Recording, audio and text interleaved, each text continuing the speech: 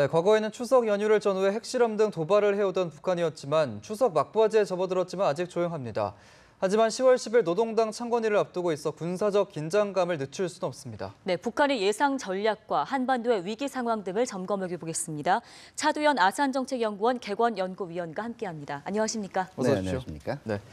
북한이 아직까지는 별다른 도발 움직임은 없습니다만 네, 그렇죠. 지난달 15일 이후에는 좀 도발을 안 하고 있는데 네. 좀 어떻게 보십니까? 앞으로 창건일도 남아 있고 네. 어떻게 전망하십니까? 7월하고 이제 8월에 다시 도발을 하는데도 한 달 정도의 시간 간격이 있었어요. 그렇기 네. 때문에 지금 보면 아마 10월 10일 전후에서 북한 동향에 지금 이 관심이 집중되고 있는데 아직까지는 도발 징후가 안 잡히고 있거든요. 예. 전반적으로 아마 북한도 지금 이제 8월 5일 날 유엔 안보리 제재 결의안 2371이 통과가 되고 9월 3일 날 6차 핵실험을 한 이후에 굉장히 신속하게 그다음에 추가 제재 결의안이 통과가 됐단 말이에요. 예. 어떤 얘기냐면요. 북한도 이제 추가적인 어떤 행동을 할 때마다 이 매번 단계적으로 제재가 강화될 거를 염두에 둬야 되기 때문에 네. 어떤 확실한 능력을 좀 보여주려면 이제 기존처럼 이제 난사하는 게 아니라 조금 신중해질 필요는 있겠죠. 아마 북한의 능력하고 그다음에 북한이 얼마나 제재를 긴박하게 여기느냐 여러 가지 조합에 따라서 다양한 시나리오가 나올 수가 있는데요. 정말 북한이 이른바 얘기하는 우리가 시쳇말로 미천이 이미 드러났고 그다음에 이 제재가 단기적으로 못 견딜 정도라면 이미 아마 이 기존의 스커드 개량형이라든가 아니면 화성 12 같은 거 몇 번 발사를 했을 텐데 예. 그건 하지는 않았거든요. 이제 남은 거는 결국 북한이 흔히 얘기하는 자기네들 로드맵대로 기술 수준을 어느 정도 가지고 이제 차근차근 나가는 건데 만약에 그렇다면 10월 11일 이 노동당 창건 72주년 전후에서 또는 10월 18일 날 중국 공산당 대회 이전에 이 어떤 능력 시연을 또 한 번 하지 않을까 생각은 됩니다. 네.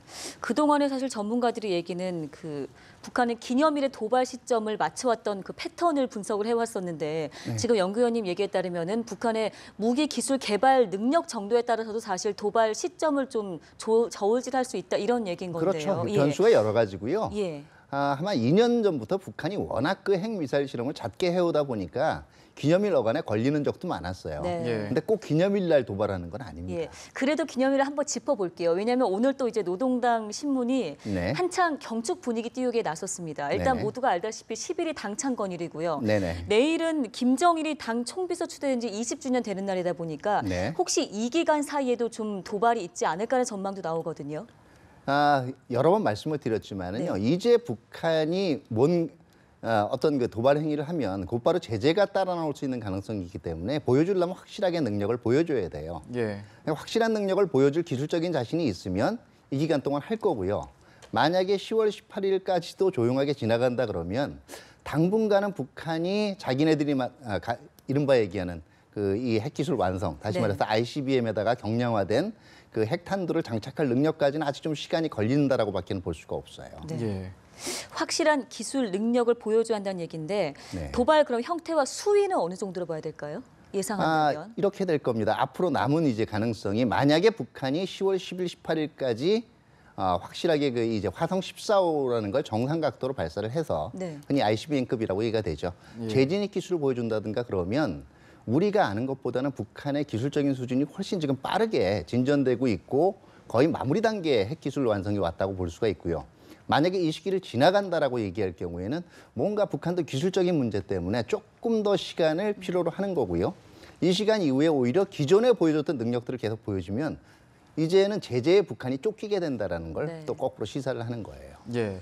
이런 가운데 이제 러시아 통신이 북한이 장거리 미사일 발사 실험을 추가로 준비 중이다 이렇게 밝혔는데 네네. 그렇다면 이런 미사일 테스트는 말씀해 주신 것들을 위한 준비 단계 정도로 봐야 될까요? 그렇죠. 이제 이 준비 단계로 볼 수도 있는 거고요. 일부러 흘린 걸 수도 있어요. 왜냐하면 수식을 보여줬다는 거거든요. 예. 이 수식을 보여줬다라는 게 여러 가지로 추정을 해보면 뭐 미사일 재원이 어떻게 된다 이건 100번 얘기해줘봐야 소용이 없어요. 대충 아마 어느 정도 각도로 발사를 해서 비행 거리는 어느 정도 되고 이 수식을 보여줬을 겁니다. 이론상으로 맞는 거예요. 예. 근데 무기가 실질적으로 성능이 나오냐 안 나오냐는 발사를 해서 그 정도 원래 얘기한 대로 공언하는 대로 맞아 떨어지느냐 아니냐기 때문에요. 이거를 뭐 러시아 의원단들한테 흘렸다라는 그 정보 또는 수식을 이거 신뢰성 있는 거라고 아직은 단정하기는 좀 힘들죠. 예. 그런데 이제 수학적 계산 근거에 의하면 미국 서부 해안을 타격할 수 있을 정도라고 분석이 됐는데 네. 이 정도면 어떻게 보면 정확한 적중률을 좀 의미하는 바가 있지 않습니까? 그렇죠. 그러면 이제 자기네들은 분명히 적중률이 그렇게 된다라고 얘기할 거예요. 예. 이 정도 수식으로 해가지고 발사를 하면 우리가 계산상으로는 그렇게 적중할 수 있는 근거를 이끌어냈다. 네. 예. 근데 이제 엔진 성능하고 그다음에 정확도가 따라줘야 이건 가능한 거거든요. 실질적으로 보여주지 않고는 수식만 가지고는 알 수가 없는 거죠. 수식은 이론적으로 얼마든지 계산해낼 수가 있어요. 예. 이 수학적 계산을 보면 미국 본토를 타격하기 위해서는 전문가들 얘기로는 이제 러시아 영공을 지나가야 한다는 얘기가 나와요. 이렇게 영공이 되면 아니고 상공이죠. 러시아 상공 죄송합니다. 러시아 상공을 통과하게 된다면 러시아가 그러면 러시아 입장에서도 감당할 그 부담감이 크지 않을까요? 일단은 상공을 지나간다라는 게요. 네. 보통 영공 범위를 무한정 뭐 높이 치지는 않거든요. 예. 보통 이제 한 이 100km 내외인데 예. 실질적으로 이게 그 한번 이 ICBM이 올라갈 때는 400, 500km까지 올라간단 말이에요. 그렇기 때문에 이거 자체를 영공 침범이라고 보기는 힘들기 때문에 예. 이거 자체가 뭐 당장 국제적으로 문제를 일으키고 아니면 북러 간에 문제를 일으킬 사안은 아닙니다. 그러나 러시아도 이렇게 되면 이 정도까지가 되게 되면 북한의 핵미사일 능력이 미래에 자신들한테 위협이 되지 않는다는 보장이 없는 거예요. 그렇죠. 그렇게 되면 좀 예. 반응이 미묘할 수가 있습니다. 실질적으로 보여주게 되면요. 그렇군요. 이런 가운데 지금 트럼프 대통령이 네. 군 수뇌부와 회동을 한 뒤에 의미심장한 듯한 이런 말을 했는데 네. 폭풍전 고요다 이런 말을 했습니다. 네네. 아직까지는 이제 그거에 대한 답변을 함구하고 있어서 궁금증을 좀 키우고 있는데 어떻게 좀 보셨습니까? Calm before storm이라는 표현을 10월 5일하고 10월 6일 연속해서 썼어요. 네. 예. 기자들이 물어보는데도 두고 보면 알 거다. 이런 정도로 지금 언급을 했거든요. 이게 예. 그 트럼프 대통령 어법이기도 해요. 예. 약간 모호하면서도 좀 강렬한 표현을 쓰면서 궁금증만 불러일으키는 건데요. 예. 이게 어떻게 보면 그냥 블러핑이다라고 볼 수가 있겠지만 북한에 던지는 메시지의 입장에서는 상당히 좀 혼란스러울 수가 있어요. 그동안 북한은요. 자기네들은 예측 불가능하지만 미국의 대외 정책은 상당히 예측 가능하다라는 전제하에서 행동을 해왔거든요. 예. 근데 지금까지 이제 트럼프 대통령이 들어선 이후에 미국 정책들을 보면 이게 정말 으름장 놓는 건지 아니면 전격적으로 어떤 수단이 있을 건지에 대해서 굉장히 지금 헷갈리게 하는 발언들이 네. 있거든요. 예. 그러니까 이거 아마 우리도 과연 저게 뭘 의미하는 걸까 굉장히 헷갈리지만 북한도 불안하긴 마찬가지일 거예요. 예. 네.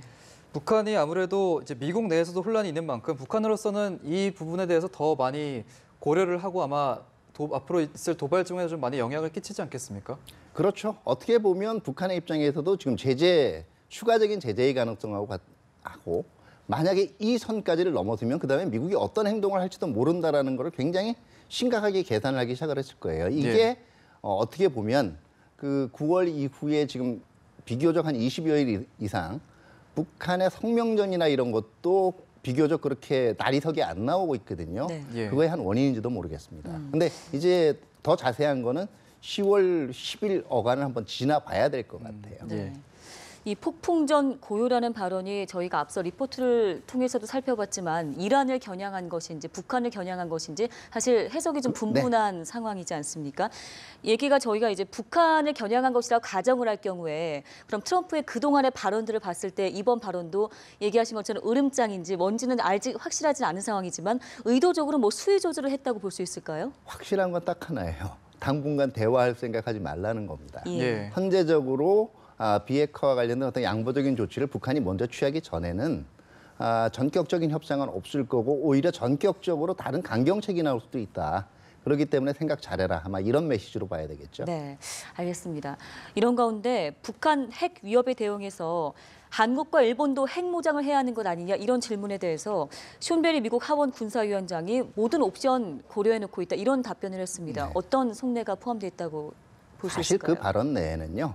그거를 긍정적으로 받았다기보다는 그냥 우회적으로 피해간 거예요. 예. 회피 워낙 싸움. 한국 내에서 전술핵 배치 이제 그 여론들도 있고 그러다 보니까 이거를 대놓고 반박하지는 않았지만 현실적으로 이거 이외에도 다양한 모든 군사 옵션을 지금 보고 있다라는 거기 때문에요. 이게 마치 그 한국하고 일본의 핵무장을 용인했다 이렇게 보기에는 분명히 한계가 있습니다. 네. 예.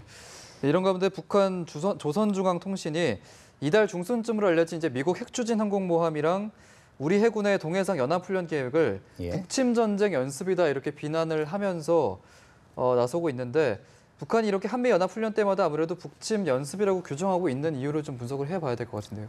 네, 이게 왜 그러냐면요. 실질적으로 한미 연합훈련은 기본적으로 방어적인 목적의 훈련이에요. 예. 근데 방어적인 목적의 훈련을 하다 보면 결과적으로 공격을 가하는 상대방의 이 전쟁 지도부가 있습니다. 거기에 네. 대한 중심 타격이 안 나올 수가 없거든요. 예. 호신술이랑 같아요. 마치 호신술이 누가 나를 먼저 공격을 하면 거기 맞받아쳐서 이런 이 대안들이 나오지 않습니까? 근데 거기 있는 앞에 누가 먼저 공격을 하면이라는 장을 딱 찢어버리고 예. 내가 상대방의 팔을 비틀고 이것만 보면 공격 연습 같은 거예요. 북한도 그 국면을 굉장히 활용하고 있는 거죠. 네. 끝으로 이제 마지막 질문인데요. 네. 북한이 개성공단 안에 있는 그 우리 소유의 의료 공장을 가동하고 있다는 보도에 대해서 사실상 시인하지 않았습니까? 네.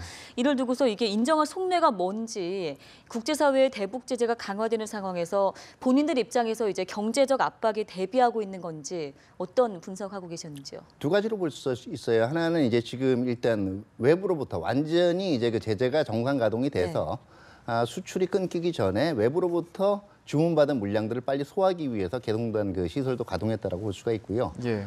우리한테 그렇게 나쁘지는 않은 것 같아요. 그동안 북한의 대부분의 행위라는 게 한국의 당사자적인 지위란 걸 거의 인정을 안 했단 말이에요. 네. 예. 거의 무시하는 쪽이었거든요. 그런데 개성공단에 대해서 자산 문제에 대해서 마치 몰수할 수도 이제 있다. 우리 것처럼 사용할 수 있다라는 속내를 비친 이유는 이게 한국이 좀 후끈 달아서 예. 여기에 대해서 어떤 지금 다른 국가들, 그러니까 미국이나 다른 주변 국들보다 훨씬 좀 유화적인 제스처를 한번 취하면 이제는 받아줄 용의도 있다. 아마 이런 시사점으로도 볼 수가 있어요. 네. 예. 알겠습니다. 오늘 말씀 여기까지 듣겠습니다. 차두현 아산정책연구원 개관연구위원이었습니다. 고맙습니다. 고맙습니다. 네, 감사합니다.